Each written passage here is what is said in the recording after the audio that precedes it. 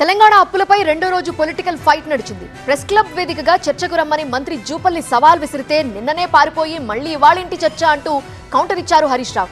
మీ ఇష్టం వచ్చినప్పుడు చర్చకు పిలిస్తే మా పనులన్నీ వదిలేసి రావాలన్నా అంటూ విమర్శించారు ఆర్ఎస్ ప్రవీణ్. ఆధారాలతో ప్రెస్ క్లబ్ కు వస్తే పలాయనం చిత్తగించి పారిపోయారని విమర్శించి అప్పులపై చర్చలకు ఎండ్ కార్డు వేశారు జూపల్లి. ఈ రోజు కూడా నేను రమ్మంటే ఈ రోజు కూడా మీరు సిద్ధమంటే సోమాజిగూడ ప్రెస్ క్లబ్ వస్తా. నేను రుజువు చేయలేకపోతే నేను రాజీనామా చేస్తాను. మీరేం చేస్తారో చెప్పండి. మీరు రాజీనామాలు చేస్తారా? ఎమ్మెల్యే పదవులకు టీఆర్ఎస్ పార్టీని రద్దు చేస్తారా? కేసీఆర్ పార్టీని రద్దు చేస్తాడా? నేను ఎందుకు ఇంత నిక్కచ్చిగా మాట్లాడుతూ ఉన్నా? మీరే ఇంట్రీ వాళ్ళు అసెంబ్లీ ఏం మాట్లాడింది దీనికి సమాధానం రాసుకొని తీసుకొని రండి. మీరు ప్రెస్ క్లబ్ కాడికి రండి.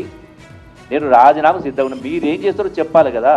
ఇంకా ఇంకా ఇంకా జూపాలు ఇంకా ఏమైనా జిమ్మిక్కులు చేస్తావా? ఇంకా ఇప్పటికైనా సోయి తెచ్చుకో. మీరు రేవంత్ రెడ్డి అసెంబ్లీలో చెప్పిన వీడియో చూసుకో.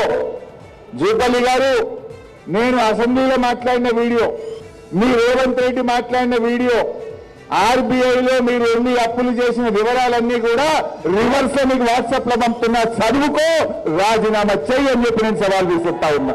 హరీష్ రావు నా లెటర్ జవాబు పంపినా చెప్పిండు. ఏముంది జవాబులో?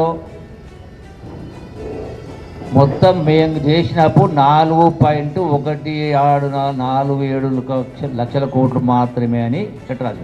మీరేదైతే 10 సంవత్సరాల కాలంలో కేటీఆర్ ఏమో 3.5 లక్షల కోట్లని, హరీష్ రావు ఏమో 4.17 లక్షల కోట్లని పంపింది. ఇది అబద్ధము అని నేను స్పష్టంగా ప్రతి అంశం పట్ల 4 పేజీల లెటర్ రాసి ఇందులో స్పష్టంగా 1 కాదు 2 కాదు మొత్తం టోటల్గా లెక్క చెప్పి 8,21,000 కోట్ల రూపాయలని దేనికి ఎంతెంత అని దీనిలో రాసిన. ముందస్తు సమాచారం ఇచ్చి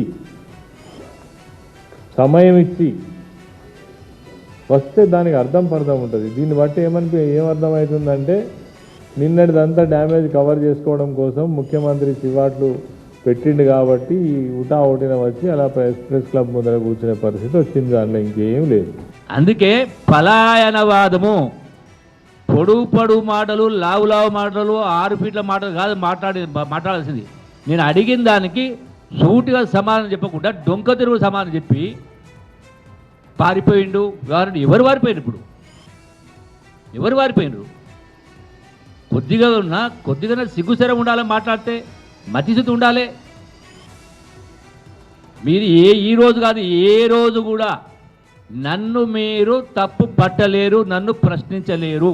మీరు పనిపాట లేకుండా ఇవాళ మీ మంత్రులు వచ్చి సమాజంలో కూర్చొని రాండి అంటారు. మీలాగా అవరగలం అనుకున్నారు ఏంది? మేము ఎక్కడున్నారు మీరు అందరంటే మాకు పనులు ఉండవా? మేము ప్రజల మధ్యలో ఉన్నప్పుడు మాకు ఎన్ని పనులు ఉంటాయి? ఇవాళ వచ్చి సడన్గా లేచి వచ్చి మాకు రాండి ఎక్కడున్నారు కేటీఆర్, హరీష్ రావు అంటే ఏంది? దానికి ఒక విధి విధానం ఉంటుంది. మేము 6 రోజుల ముందర చెప్పినాం. నేను కొప్పులేశ్వర్ గారు వస్తాము, సహృద్భావంగా మాట్లాడుకుందాం. గతంలో ఏం జరిగిందో కొప్పులేశ్వర్ గారు చెప్తారు, ఇప్పుడేం జరుగుతుందో నేను చెప్తా. మీరేం చెప్పాలనుకో చెప్పండి, మా డౌట్లు మీరు క్లారిఫై చేయండి. That's what we all wanted. అది చేయకుండా ఇప్పుడు వచ్చి ఎక్కడున్నారు 3 కుర్చీలు పట్టుకొని వస్తే నీ కుర్చీల బిజినెస్ చేసే టైం మాకు లేదు. జూపల్లి కృష్ణారావు గారు, డ్రామాలు ఆపండి.